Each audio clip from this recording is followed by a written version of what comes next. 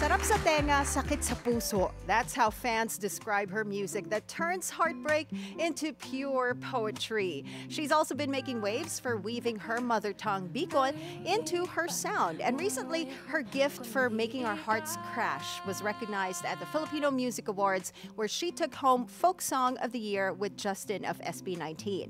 You know, I have so much respect and admiration for singers who can sing like that early in the morning. Oh, Di ba? Good Ang hirap nun, morning. ah. Yeah. Morning voice. Morning voice. Aga. Grabe. Maray na aga. Yeah, it's Maray na it's aga. so great to have you over. First of all, kanina you were part of our news items kasi congratulations on the nomination as Thank you well. so much. Thank you Of so course, much. for again being one of the brightest artists dito sa Pilipinas today. I just want to say, I am such a fan of the fact na you are so unapologetically proud of being Pinoy, being Bicolano, and the way that you compose your music is so heartwarming talaga. I want to talk about that muna kasi you're incorporating childhood games, Yes. yung mother tongue mo, Yeah. and making sure it's relatable to everyone. So has that always been yung style mo, yung direction mo, at yung gusto mo talagang, I guess, what you want to show yung audience natin? Actually, sa umpisa talaga, hindi naman talaga yun yung plano palagi. Parang magsisimula tayo, parang may rough start talaga palagi Oo. tayo eh. So parang nung nag-uumpisa pa lang ako sa aking journey ng pagsusulat, parang iniisip ko dapat makamasa. Dapat yung mga songs na sinusulat ko ay maiintindihan ng lahat. Yeah. Not until na-discover ko yung... nasali ako sa isang songwriting competition actually, and kailangan magsulat ng Bicol songs. Okay. Oo. So dun ako nakapagsulat ng Bicol song, and naramdaman ko kung gaano ka pure ang paggamit ng sariling lengguwahe sa kanta. At ayun, doon nagsimula na ako magsulat pa ng marami pang Bicol songs. Hanggang sa, ito, may Padaba Taka, Panganoro. Yeah. Marami. Ito nga, Langit Lupa. Do you Yes. remember that? Of Yung course. Langit Lupa. Yes. Oh, yes. Oh my gosh. I had to check kung alam ni Paolo I kasi know baka that. hindi mo naabutan. Oy, konyo ako, ba't nabutan ko yun? Oh my gosh, alright. Tapos, you have the song with SB19's Yes, Justin, Sampung Sampung Mga Daliri. I don't know kung ganun yung tono niya, but it won Folk Song of the Year. Yes. And at the Filipino Music Awards 2025, congratulations. Thank you so much. How did that collaboration come about? Actually, ano rin siya eh, parang unexpected collaboration din siya since na-meet ko siya sa isang show or isang gig sa Baguio City, yung Yeah. Cozy Cove. And parang gumawa lang kami ng content eh. Tapos parang magka-wavelength kami. Parang ano rin siya, corny siya. Ako parang squammy din yung mga jokes. Tapos sabi ko, hala, parang magkaka-vibe kami nito. Tapos, so I asked my label, Sony Music Philippines. Magka-label actually kami. So parang tinanong ko sila if okay lang ba kahit anong collaboration na pwede pa, kahit long-form video or whatever. So hanggang sa, oh my God, nag-G sila. Gumawa kami ng song together. Actually, yung Sampung Mga Daliri, matagal ko na siyang nasulat. Like, 2022 siguro, Wow, nasulat okay. ko na siya. And then, hindi ko pa siya natatapos actually. And then, dumating si Justin na nagkaroon kami ng chance na magkaroon ng collaboration. Isa yung Sampung Mga Daliri sa napili. Kasi nag-send ako ng 3 songs and yung Sampung Mga Daliri yung napili nila. Tapos tinapos ko na yung song na yun para makanta na namin. Oh, diba? Yun yung missing factor. Yes, si Justin yung, talaga. Oo, makilala mo muna si Justin. Yes, And then, na-inspire ka. oo, diba? Yes. Kamusta naman yung collaborative process ninyo? Because it's one thing to vibe with someone na sa personal, diba? Yes. Pero iba kapag trabaho. Yes. Work, Oo. iba na. Oo.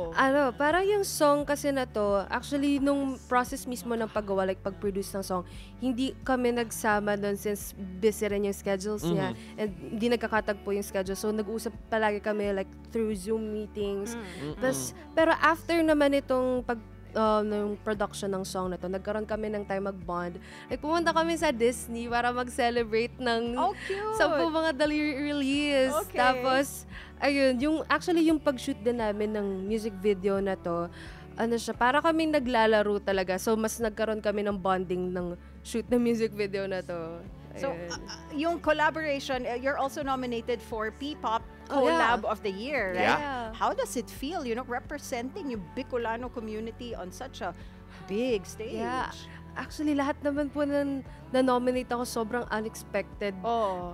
Hindi ko po talaga expect yung mga ganitong mga nominations, pero sobrang grateful ako as a Bicolana, syempre, na yung mga, lalo na sa mga gumagawa ng songs in their native language or their mother tongue, sobrang nakaka-proud din kasi parang may nag-represent sa culture namin. And thank you so much din sa pag-nominate, syempre. Sabi, Bicol is actually a great hotbed for mga musical artists. If I'm not mistaken, si El Buendia, Yes. Imelda Papin, and of course, Jason Fernandez. When you talk about kung bakit ang gagaling ng mga taga Bicol sa music? Siguro dahil maanghang yung sili, may sili. Ayun, baka. And perfect baka kasi nga. yung bayon. Oo. Yung bayon volcano. Doon lumalabas yung creative juices pagkain mo ng sili. Oo, nasa gata. Nasa Ay, gata. nasa gata Oo, rin. nasa gata Yes. yung Oh my God. yung creative Yung juices na laing. yun. Oo, yung laing. Dapat magkaroon tayo ng ng food segment kasama natin si Diwata. Oo, Yes, tapos yung mga Bicol. kanta natin, laing beside you. Mga ganon, di ba? Ayan, isusulat na ni Next Diwata song. yan. Next Oh, but song. you know what I'm Tungkol curious sa about? laing at Bicol Express. Yes. Actually, I have a song, like Padaba Taka. It's a Bicol song. Tapos merong laing na may siling labyo. Ay, labuyo. Nabuy. Oh, I love that. Ooh. Yeah. Ooh, Okay. gagamitin ko yan in the future, Okay. Curious ako sa name mo, Diwata. It evokes diwa and tala, you Yes. know. Is this like a conscious branding? But ito yung napili mong name? Actually, ano siya eh. Dati kasi yung artist name ko is my full name, like Jasmine Villanueva. Yeah. Napakahaba niya. Oo. Tapos nag-rebrand kami into something na Filipino, which is yung Diwata. Very, parang enchantress, parang parang siyang mythical na Hence the pink nakaka-enchant. hair. Oo. Yeah. Yes. Nakaka-enchant siya ng mga taong makikinig or yung listeners. Oh, wow. That's And so it is good. enchanting, yung mga kanta niya. Tama. Right. But if I'm not mistaken, you're a great songwriter, talented songwriter, but you don't just write for yourself, and you write different genres as well. So, yes. kamusta naman yun, yung effort na yun? Of course, how much siguro library do you have of other songs for other people sana? Kasi Oh my it God. feels like you don't stop writing eh. Actually, ngayon po, nagpahinga muna. Ano po eh, di ko na rin alam eh. May mga songs na nga po rin ako na nawala since like, kunwari, nagbago ng phone. Tapos may mga nawala akong mga songs. Pero, ayun, siguro, kaya kong makapuno ng isang phone ng puro sulat. Wow. Talaga? Pero, yeah. Sulat pero, yun, ha? Pero hindi siya mga tapos na kanta. Like, But work in still, you know, progress. that is such an amazing talent. And I believe you also wrote yung First Love Yes. for Beanie, which is a Yeah. completely different genre from Yeah. your Yes. folk sound. Where does this range come from? May mga kasama rin po ako na nagsulat ng song na to. Sina si Kiana, si Sean, si Kajo, si Rose, and ako. So, 5 kami nagsulat ng song na yon. Tapos, ang fun niya kasing isulat kasi parang may iba siya sa mga dati kong nasulat. Pero yung topic or yung way ng lyrics, parang ako pa rin eh. Parang tungkol sa mga sa first love, sa Yeah. pagkakaroon ng crush. Yeah. So, relate ako since may crush ako eh. Of course, may crush ka. Ala, Okay. Do you want to say hi? shout out. Or Hindi. Okay. Hi, Mama! Hi, Papa! Yun naman pa, nakanonood kasi yung parents. On the spot! Oo. Alright. Tita, tito, let's i-mute nyo muna. Di ba ganun sa mga slam book nung bata tayo? First crush, mom and Yes. dad. Ayun, First kiss, mom. ayun. Di ba ganun dapat? Yes. Oo. But another thing here also is the fact that a lot of people felt that you brought Beanie back with First Love. Yung original sound nila, yung I think the sound that a lot of people fell in love with. And Yes. alam naman natin ngayon that Beanie is trying to evolve as well as Yes. artist. Diba? How do you personally as an artist, how do you see that direction going? Kasi, people have noticed as well. Yes. Actually, ano lang naman yan. Normal din yun sa mga artists. Lalo na yung trends din ngayon, sobrang dali na magbago. Like parang kinabukasan may bago na namang trends. So sila, syempre, kailangan din nila na sabayan din kung ano yung trend ngayon. And I'm very happy na kinuha nila or nagamit nila itong song na First Love for their single and kasama rin pa siya sa album nila. At nakakatuwa rin kasi ibang experience din to para sa akin. So, ayun. You know, yung fans mo, like I've mentioned kanina when I did your intro, they describe your songs as sarap sa tenga, sakit sa puso. Does this emotional depth come from yung mga personal experience mo? Aba. Nako, mamit daddy, wait. Mami, Nanonood daddy. pala sila. Pa-cover ang inyong ears.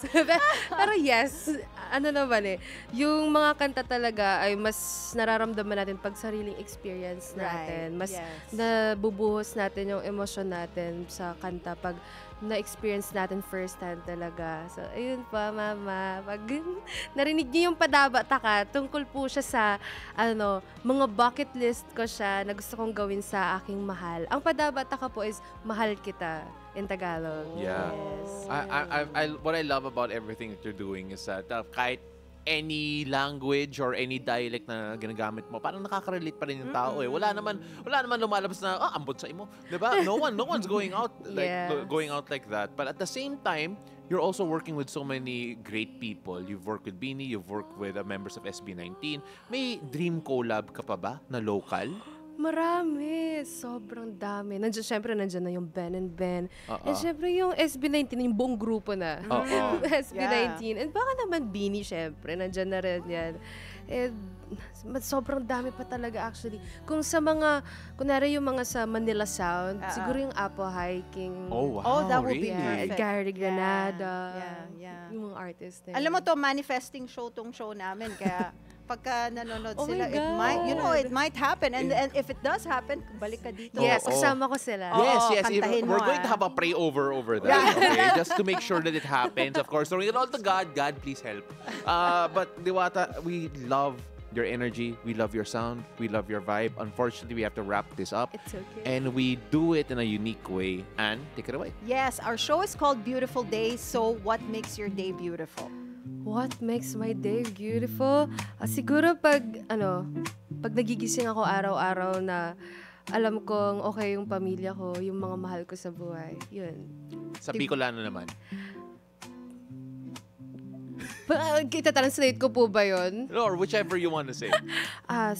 Siguro padabaon ko kamuga boss, sana ay marhay ang sa indong kamugtakan ngunyan, kung hain man kamo ngunyan, and sana nagkaon na kamong maray. Yan. What she said. Yes.